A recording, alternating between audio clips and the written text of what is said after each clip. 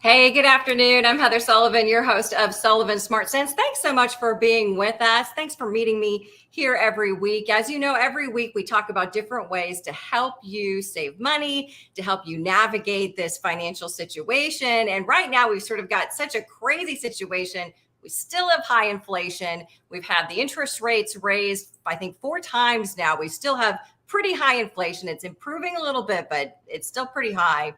There's still talk of a recession. And so, what we're going to do is we're going to talk to one of my favorite experts about things that you can do now to kind of prepare to ride through all of that as smoothly as possible and really get your finances in the best shape that you can. Because really, the key to doing well in the big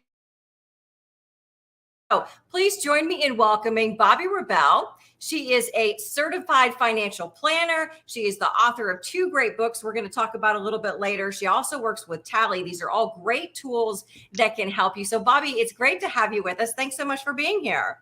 Thank you so much for having me back. And by the way, you said you were so on target in your introduction here. There is so much going on and so much different information that's affecting us in ways that really hasn't happened before. So there's a lot of new stuff happening for people to absorb and then integrate into how they can apply it to their own lives. Yeah, absolutely. We have a lot we're going to cover. So, pull up a chair, pull up a snack, and get a pen and paper because we're going to give you some great tools today things you can do that will kind of help you navigate your finances. Maybe some things you haven't thought about yet. So, let's go ahead and dive in, Bobbi. We're in the midpoint of the year right now, and I know you've talked about one of the best things people can do is kind of do like a mid-year checkup, and especially with this year you may have started with a budget at the beginning of the year, but prices keep going up. So I imagine everybody's budget looks different now. Well, that's exactly true. I love the fact that so many of us set our goals and intentions at the beginning of the year. But the reality is, especially this year, so much has changed and so much has changed that's been out of our control and yet very much impacting us. So it makes sense to kind of do a mid-year check-in, hold ourselves accountable, but also give ourselves a break because it's important to make those adjustments. We want to be successful with our goals. There's no point in sticking to a goal that's become unrealistic based on things that were out of our control or based on the fact that we just couldn't stick to it for whatever reason. So it's a great time as we get sort of past the midway mark to course correct and put ourselves on track to reach new goals, maybe modified goals by the end of the year, feel successful, maybe give ourselves a little reward and set us up for success in 2023. I can't believe I'm saying that number, but yes. I know. And I feel like we've been saying, oh, next year, it'll be better. We've been saying that since 2020, but every year it's like a new curveball. Well, but it's not over yet. Look, we've had a couple really good weeks with the markets. We've got a lot of positive things happening. Gas prices have come down from their highs for most of us. We're also learning as we go through this how to adjust, how to tweak the way that we approach the things that we spend money on. We can maybe thinking, even if we're not yet taking on a side hustle, we're kind of thinking, okay, what would I do if I needed to earn a little more money? So, there's a lot of good stuff happening here too. And I want everyone to stay positive. Yeah, absolutely. And I think that we'll talk a little bit about that staying positive too, because I think that's so important. One of the things even I've personally sort of recognized and in talking about doing a mid-year review is I kind of in my head still kept thinking things were the same. But I'm like, well, where's the money going? Where's the money going? And Yes. realize, well, Heather, these other things are costing you more. So even though when you're paying for it at the time, you're like, oh, this is fine. I can afford this. But when I looked at the big picture, I was like, oh, that's where the money's gone. So how can we kind of get started on kind of reining that in and getting a better handle on where we stand financially? Well, first of all, everyone should listen to you and do take a step back. At the moment, when you're spending, it doesn't seem like that big a change. Okay, you're buying bananas, they seem like they're 20 cents more, but well, maybe that is actually a 30% increase. So when you take a step back and you look at your grocery bills over a month, over 3 months, let's say over 6 months, you do see these big changes. You don't like them, but unfortunately, there's only so much that we can control. So what you want to do is number one, focus on what you can control in terms of what's going out, your outgoing spending. Think about things like, are you using coupons? Are you using those browser extensions? Are you eating all the food that you have already bought before it goes bad? That is such a basic thing. It's obvious. And yet somehow it's so hard to do. I'm always throwing out some vegetable that's gone bad and it drives me crazy. But all of those things make sense. Make sure that you get organized with the things that you already own. And this goes to everything. It goes to clothing, especially we're thinking about back to school with your kids. Don't just assume they need all new clothing. Assess what you actually have. Do a real inventory of what you own before you buy stuff that may be at a higher price. And then, of course, so when you're thinking about sort of plugging the holes in your budget, you want to be thinking, as I said, about what's going out, but then think about what's going in. Because at the end of the day, cutting kind of stinks. Nobody really wants to be cutting and not having things and feeling a sense of deprivation. So you can do that stuff quickly and easily, but then also start thinking, where can I bring in more income? Can I ask my boss for a raise? Are there little things that people are always asking me about that maybe I can do a little bit of dog walking on the side, or maybe babysitting or tutoring, or whatever skill set you have? Maybe you're good at kind of fancying up somebody's website, or doing social media posts for a friend. Whatever it is that you're good at, that people will pay you for, that you enjoy, maybe bring in a little extra money before you really need it. Talk a little bit about what are some of the easy things that you would suggest to cut spending, because it is kind of a pain thing. I think we as Americans, we're very comfortable, we're very used to being able to spend our money and enjoy our lives. I try to think of it as, well, I don't have to give this up forever. It's maybe for 6 months or something like that. But what are some of the easier things, or more painless things that you would recommend for trying to cut a little spending? First of all, adopt the mindset that you just mentioned, which is that you don't have to cut things forever. They can just be for sort of a season of your life. So the easiest way to do that is think about how many streaming services you're subscribing to, or maybe your cable subscription, and think about paring back. Can you go to sort of a smaller cable package? Is your internet speed much faster than you need? Are you working from home and do you need that much power behind what you do? Do you maybe want to cut back and go to only one streaming service at a time, and then rotate through watching the programs that you like? Because you may not need them all. You can always add them back in. They will take you back. I promise you on that. You also, and I may have mentioned this, when you go to the gas station, make sure that you really need premium if you're paying for premium. Regular gasoline may be just fine. So check with your car manufacturer about that. And if they offer a lower price for cash, have a cash envelope with you so that you can pay cash for gasoline and save that money. Make sure if you are using a credit card, maybe that's a credit card where you're getting cash back when you're buying gasoline. And same thing, by the way, applies for paying cash for anything in your life that you shop for regularly. You can get those discounts. And of course, be organized with your shopping when you buy groceries. Make sure, maybe if you always have vegetables going bad, maybe be honest with yourself that really you're not going to get through the avocados that quickly, or things that go badly that quickly. Be realistic about it, buy less, or just kind of don't buy it for a little bit if it's expensive, and think carefully. And finally, think about buy nothing clubs and buy nothing groups that you may find, for example, on Facebook. If you need something, instead of going out and buying it new, is there a buy nothing group that you can check into and see, rather than splurge on something that you could maybe just get from them? I'm totally intrigued. I would just give him some cat treats, because that's the only otherwise. That's perfect. Well, my Morkie, by the way, I will tell you, my Morkie, whose name is Waffles, who I do talk about on my podcast, she is right to the side of my camera looking on. She's very good. She's here whenever I'm on television. Whenever I'm on camera, Waffles is watching me off to the side. Occasionally she'll bark, but she's generally pretty chill. Yeah, I've never heard her, so I love her. She sounds really cute. Good. She's good. And by the way, make sure you take care of your pets. Make sure you always give them water. Keep them healthy so you keep those vet bills down. Yes. Yeah. Yes. I'm planning to do something soon, looking at ways to manage vet costs after my own trip to the vet recently. I was like, it's expensive. Yeah. Well, you touched on something that I have been curious about, because I've been seeing these groups, these buy nothing groups. Can you talk a little bit more about that concept? So the concept is basically, a sharing economy. It's about sustainability. Very often, it's not just financially motivated. It's motivated by individuals who don't want things just piling up in landfills, which is the greatest motivation of all, of course. And there's so many things that you want to get rid of in your home that really you can't always sell them so easily. Things like furniture that are bulky, and maybe it costs money for someone to pick up. They don't always have the greatest resale market. A lot of fast fashion even. the boutiques that would sell, secondhand clothing, they're not going to want them, but yet it's such a shame to have them go to waste. Another popular thing is school uniforms. You've got the school emblem on them. If you can go into a group maybe tied to the school that your child is going to, there might be a parent there that is so happy to hand you down free uniforms for the school for your child that their child has outgrown and sometimes barely worn. So it's so important to do that. It's a much more efficient way to just have a clothing swap than in the old ways. Technology can really connect people, and it's often done in local groups. So it's very close. So of course, you also reduce the carbon footprint from transportation. So you're not necessarily sending a box of clothing around across the country for somebody, but it's a great way to kind of clean things out, get rid of stuff that you want that may not be saleable, that sometimes charities don't even want to take, and really help someone to avoid having to make that purchase.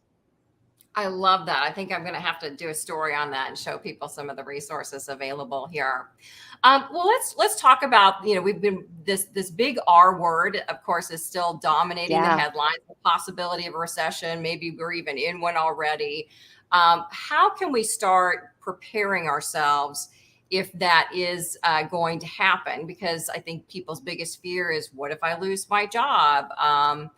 What steps can we take now to try and be ready for that? Well, you want to make sure, of course, that you have a feeling of financial security. The best way to do that is actually look at your numbers and know where you stand. Odds are you are in better shape than you think you are. So focus first and foremost on having that cash cushion. And if you don't have enough cash, that should be a priority. Even ahead of, and people, this may be controversial, but ahead of paying down your debt completely. You never want to be late with a payment on your debt, especially your credit card debt. But you do want to prioritize building up that cash cushion, even if you're not fully paying down your debt as aggressively as you might like. So do that. Also think ahead to, what skills you have that can bring in extra income, just in case, even if you're not necessarily actively doing that. Put things in place so that look on various job boards and see what would this pay if I had to do this as a side hustle because I had a pay cut or because my job was in jeopardy, something like that. Also make sure that you aren't sort of living in isolation. Be a little social. If you're comfortable and other people are, get out in person and start meeting people for coffee without an agenda. That way, when you do need them, they're going to be a lot more receptive. And when you meet with them, say things like, how can I be helpful to you? What's going on in your career? Are there things that I should be on the lookout for? Are you looking to maybe change your career in some way? And then hopefully they will reciprocate all at a time when you're not just calling them out of a blue asking for something, because that's really kind of icky and uncomfortable. I don't want anyone in that position. Yeah, that's a great tip. I like that Yeah. idea. And that really is sort of good use of your time right now while things are still calm. I think when people look at, they're already spending more right now and hmm thinking, gosh, I need to, have a bigger emergency fund, or maybe even just hmm save ahead for the holidays or a trip they'd like to take. Um, any thoughts on ways to try and set aside some of that money for that rainy day? So, Heather, a lot of people will roll their eyes at this because they kind of think they don't need it, and some may not. But the truth is, setting up a separate savings account really can work. And even within that, maybe set up benchmarks at certain time intervals. And what I've done is you can kind of set up like a vision board of your, let's say, in the case of vacation, and put pictures up where every time you save a little bit amount, these are games you're playing with yourself, but they do work. You put up a new picture of your vision, you start looking into it. Also, price out your vacation in a fully whole, total picture way. So I used to just kind of check out the airfares to a destination and maybe browse some hotels. But the truth is that it's a lot bigger picture than that these days, because you may get somewhere and there are very highly priced rental cars, or if you're driving, it could cost a ton of money just to park your car in a hotel. It could be a lot of money. Gas prices still very high, even though they're coming down. And of course, food costs once you get there could be very high. So make sure you have a full understanding of what things will cost. And then also be a little flexible, not just about the dates and the things that we talk about, but be flexible with how long you go away. A 4-day vacation to the place you really want to go to can be amazing versus a longer trip to somewhere that you're kind of like, nah, I really didn't want to be here. I'm not enjoying it so much. Go where you want to go. And the other thing that could be really cool, Heather, is if there's a splurge hotel that you've been dreaming about, but you can't afford to go there the whole time, maybe go to the more budget friendly place for a few days, do your sightseeing from there where you're not really at the hotel that much, and then spend the last night or two at your splurge hotel, really enjoying it. Take your Instagram photos there, of course. And if you can't even do that, a lot of really high end hotels do have day passes. So think about and research a day pass. to that dream destination while you're in the location, that dream hotel or that dream spa. And maybe that's going to be a great way to really top off the end of your vacation. I love those ideas. Those are fantastic ideas. Were you a travel planner in a previous life? No, not at all. But I honestly have done that. I have done that. I've gone to foreign countries where, I'm at a destination for a full week. I'm thinking of a honeymoon, and we couldn't do all, every night at the splurge hotel that I really wanted to go to. So we did do that. I went a couple years ago pre-pandemic. We really wanted to go to Iceland, very expensive destination, 4 nights, trip of a lifetime. So worth it. You'd be amazed. It sounds short, but you can get a lot of enjoyment from being at a place for just 4 or 5 days. It's really worth it. And that's a way to not feel like you compromised and you didn't go where you didn't want to go. You went where you wanted to go, especially because, Heather, we've been home, so many of us, for often 2.5 years, and we haven't had the time to get that travel itch, scratched. So it's a really good thing to be able to go where you want to go and make a compromise in different ways. Yeah, I love those ideas. I'm so glad you mentioned those. Thank you for that. Let's talk a little bit about credit card debt because you touched on it a little Yeah. bit. There are different theories on ways of paying it down. What do you feel are some of the best ways to help people try and pay it down? And let's talk a little bit about Tally and how that can help people. So the best way to pay it down is the way that works for you. And there are ways, the avalanche where you're paying the highest at first, the snowball where you're paying the lowest balance first because it kind of gives you that mental energy. But I believe in, and those work, whatever works for you. I really believe in taking the easiest way, which is letting technology do the work. And you mentioned Tally, which is at meettally.com. They're going to analyze, you put in your information, they're going to analyze the most efficient way for you to be paying down your debt. And if you qualify, you also can get a personal line of credit. So you're going to get a lower interest rate, which these days is huge because we know how high interest rates are on credit cards. They're only going higher. So Tally can help you get that lower rate. In many cases, you can pay down your debt as much as twice as fast. And here's my pro tip though, twice as fast, always a winning strategy. But if your emergency fund needs a little more love, think about paying it down efficiently, but also using the money you're saving to build up that emergency fund and kind of take a dual approach because we do want everyone to have that emergency fund as well.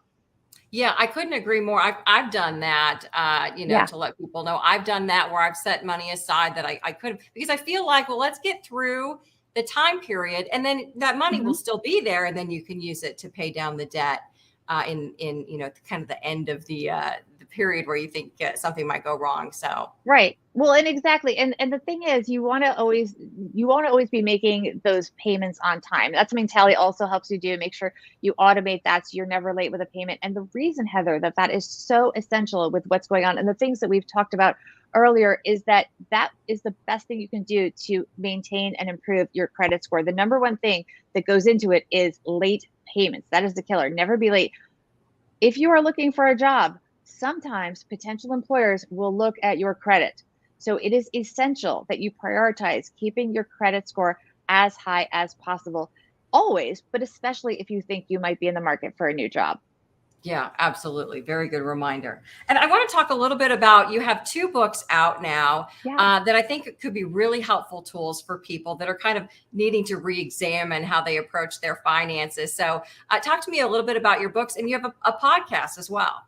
Oh, thank you so much for asking. So, my first book was How to Be a Financial Grown Up, and it featured stories and anecdotes from celebrities ranging from Kevin O'Leary, Tony Robbins. We had designer Cynthia Rowley sharing sort of their first awareness of how they needed to become financial grown-ups and really start paying attention to their money in a adult focused way and getting serious about it. And then my new book, which you can see on the cover behind me, is called Launching Financial Grown-ups, and that is aimed at parents of emerging adults, young people. So this is for people that have teenagers and young kids that are in their 20s, and it's how to help their children learn about money. Because at the end of the day, Heather, we can talk all we want and it's all good for schools to teach our young people about money, but as parents, we are the stakeholders in their lives. We're the ones that are going to be there for them to support them, to help them when they have those bumps in the road. And maybe they might have to be helping us as we get older, because things happen. Sometimes there's some role reversal, and we have to really focus on being a family ecosystem and helping each other. So we want our older teens and our young adults to really understand money. And that's what my book, Launching Financial Grownups, is about. And again, for the parents. And my podcast is called Money Tips for Financial Grownups, where we talk to industry leaders and just really smart people about how to approach life from a financial grownup perspective. It comes to personal finance tips. We did a mid-year check-in as well on the show. I recently had my stepdaughter, who's featured in the book, talking about how she was able to buy her first apartment at age 24 through a lot of really tough savings and through some smart career choices, which is something that we all talk about. We want to follow our passions, but if your passion doesn't pay, your life is going to be a little bit of a struggle. So it's important to balance those two things. So Ashley talks a lot about her career choices, why she chose one career versus another, really for the money. She enjoyed both, but she chose the one that paid more, and how those big life decisions can be important. And I think that's important for parents to talk to their children about, that it's great. You should absolutely do what you want to do, but understand that there will be there will be impacts on your finances depending on how you choose to position your career. Yeah, absolutely. It really is something people need to think about, and maybe research and make good decisions that way too, because you don't want to end up trying to redo the career later on to be able to bring home more money. So Bobbi, thank you so much for being with us. I really appreciate it. You gave us some really great tools today. And if people want to find out more about following your podcast or maybe get one of your books, how can they do that? So all of my stuff can be accessed. It's just under my name, BobbiRebell.com, BobbiRebell.com. And as I mentioned, Tally is at meettally.com. Okay, great. Well, Bobbi, thanks so much for being with us. Really appreciate it. It was great to talk with you, and we hope to talk to you again soon. Thank you so much for having me. You bet. All right. And thank you so much for being with us. Again, we will be back next week with more ways to help you save money and deal with inflation and deal with kind of helping to prepare yourself for the possibility of a recession and what we may face in the future. So thanks for being with us. Continue to send me those questions and topics that you would like to explore, and we will see you again soon.